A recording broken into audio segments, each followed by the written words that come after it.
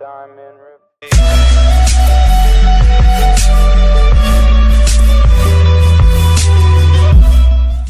Hey guys, how's it going? Today we are going to be talking about Ying and how to play her and her basic abilities and things like that. Now, just before we get started, I just want to let everyone know that this is like a really basic tutorial, so it's just going to be abilities and things like that. Ying's first ability is her left mouse button, and what it does is it's a continuous beam that deals 5 ticks of 120 damage over 0.5 seconds with a fire rate of 0.7 seconds. So if you've been playing recently, that's about the same fire rate as Lex right now. Her left mouse button can be really useful in my opinion because she can do a lot of healing as well as a lot of damage, and she can also look after herself. So while you're sitting on point and everything like that, if a flank comes to get you, at least you know you still have a chance, as opposed to someone like Maldumba, who it's a lot harder to hit shots with. Ying's Q button will spawn a clone or an illusion that heals nearby allies for 400 every second. Now when you're just getting started, it's important to note that you can also hold down your Q button, and when you do, there will be a purplish light, and that's where your clone's going to appear. It's also really important to keep these clones out of line of sight, because if you don't, your enemies will knock them down, and if they knock them down, then your allies lose healing. Dimensional Link is Ying's F key, and for 4 seconds you can swap locations with the furthest clone. If none are active, it will take you to the spot of the last active clone. You're going to notice a bar at the bottom of your screen when you press your Dimensional Link key. That's there just to show you how long you have until you cannot use your F key anymore. The one thing you want to do as a healer, any healer in the game, you want to stay alive as much as possible so that you can do as much healing as possible. Ying's Link is really good at this, as it can get you out of some really deadly situations. Ying's right mouse button causes all your illusions to shatter and chase down enemies and explode for 500 damage for every clone. Ying's Shatter is something that shouldn't be used a whole lot during a game if you're the main healer, if used at all during a game. I say this because it takes a lot of healing away from your teammates when you shatter all of your illusions and they're all gone. Ying's ult ability will spawn a prism on all allies that'll heal 200 damage over 0.5 every 1 second. Now if you don't quite understand what I just said, just basically know that it spawns a prism that'll heal all your allies.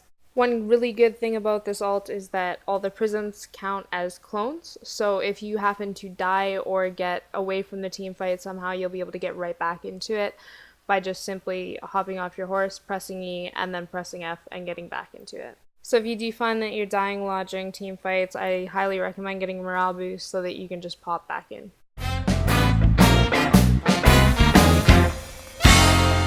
Now really quick, just before we get into the whole tips and tricks, I just thought I'd go over legendary cards as well. I know Life recently got nerfed, but when you're solo healing 2 tanks, I find it can be really useful. Now, as far as loadouts go, this is my main loadout when I'm trying to heal 2 tanks solo. You can see most of the points are putting clones, and that's just because I like to get as much healing done as possible. As I mentioned before, dying, or not dying rather, is a very important thing to take note of while playing support.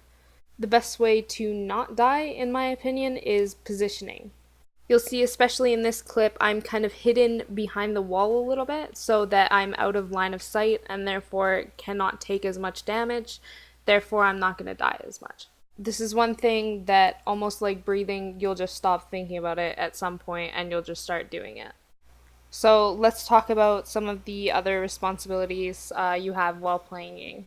Now, you might be thinking that point control is all left up to the tanks, but that's actually not true at all.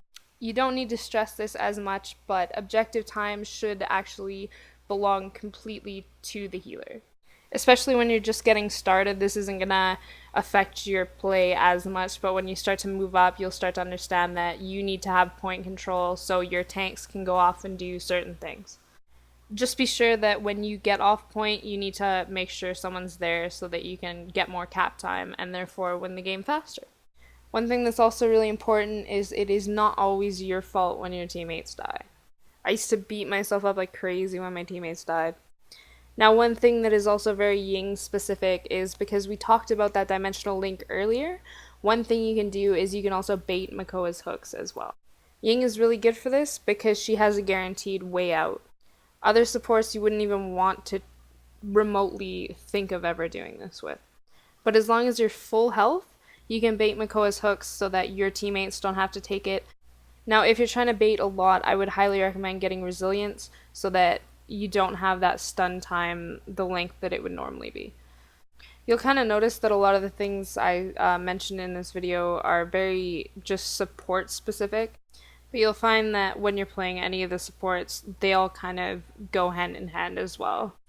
Now, I don't know if you guys are into this, but me and RandomNoobTV are kind of teaming up on this one to make a full champion how to play kind of deal where we do one champion at a time and it's very specific to that champion.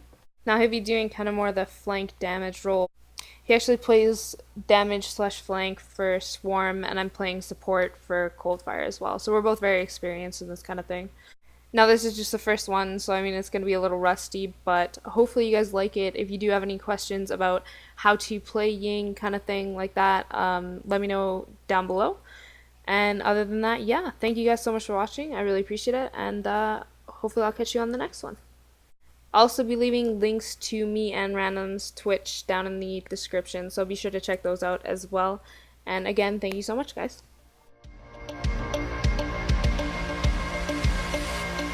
Wanna be all saints, trying hard to be someone else.